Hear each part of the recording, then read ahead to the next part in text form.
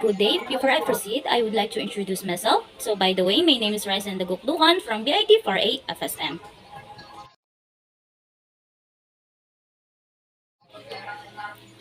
Process consisting of planning, organizing, actuating, and controlling performed to determine the accomplish the objectives by the use of people and resources by George R. Terry.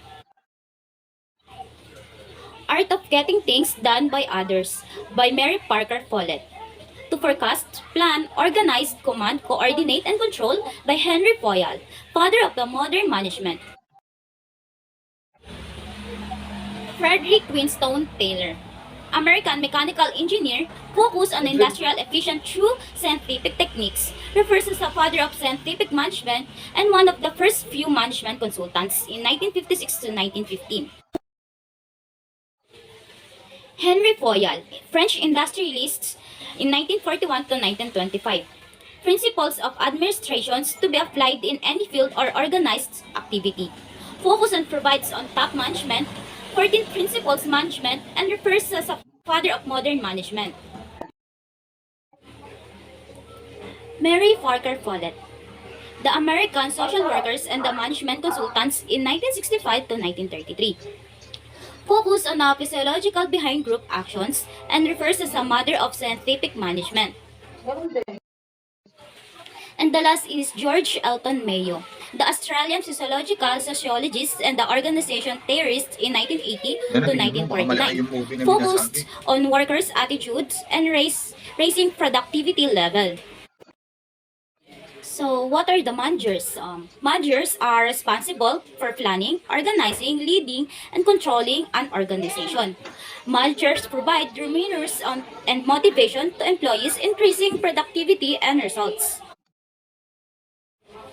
Employment is the process of allowing employees to think, behave, take actions, and control works and decision making in autonomous ways. General managers are the responsible for managing revenues, producing unity, and have a reward tied to performance. While general managers must understand the executive plan and set specific goals for their departments to meet it. um, Functions of management. Management is a social process involving responsibility for economic and efficient planning and regulations of an enterprise. According to George and Jerry, there are four functions of management, which is planning, organizing, staffing, and controlling. Management functions are inseparable, blending into each other and affecting the performance of others. And the figure below shows the process of management. The first one is planning, organizing, staffing, directing, and the last one is controlling.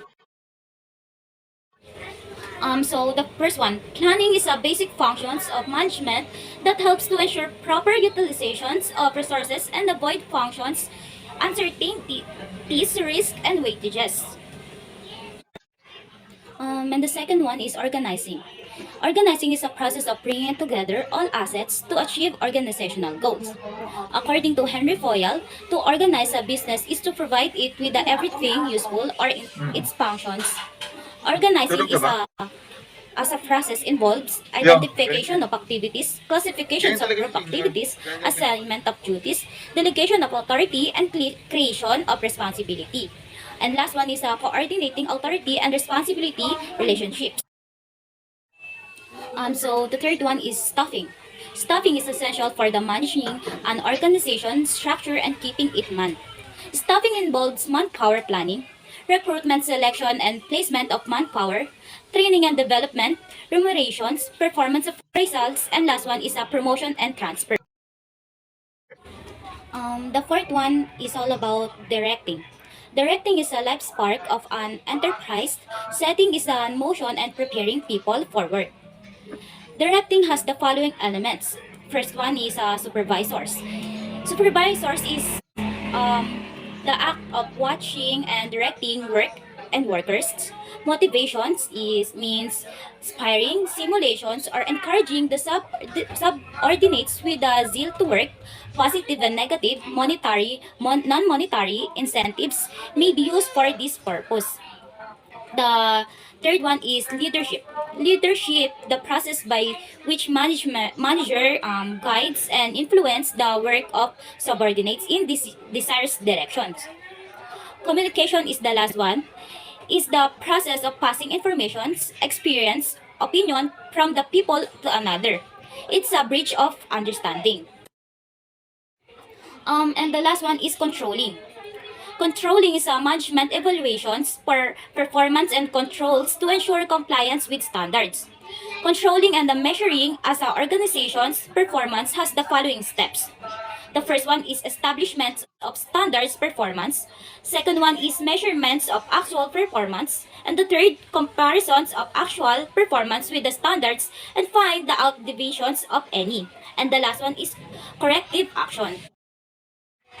The role of managers assume multiple roles in organizational, divided into three groups: interpersonal, informational, and decisional. The interpersonal role assure that information is provided, while the decisional roles is make as of the information.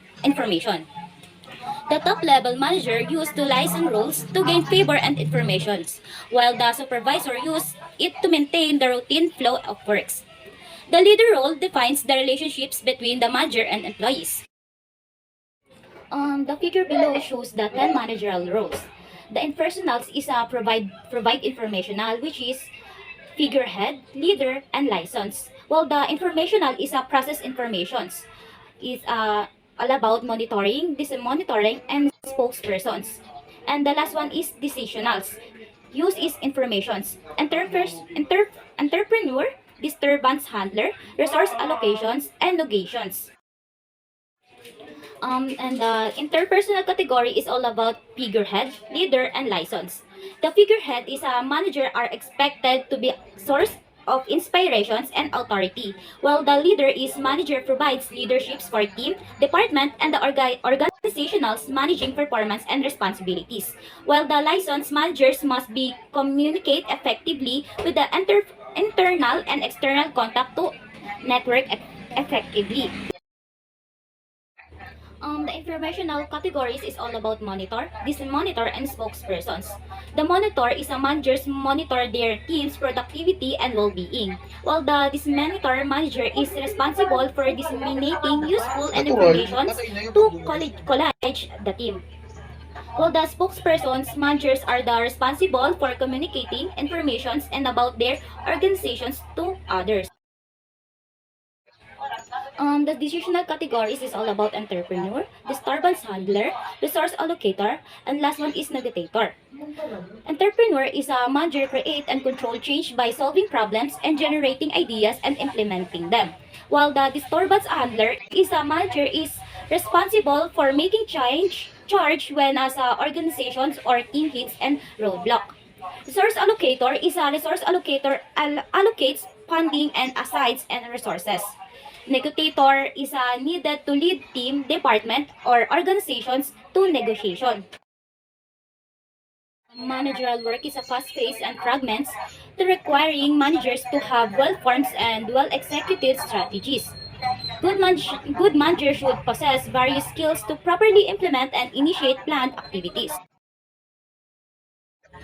Three types of managerial skills. The first one is technical skills.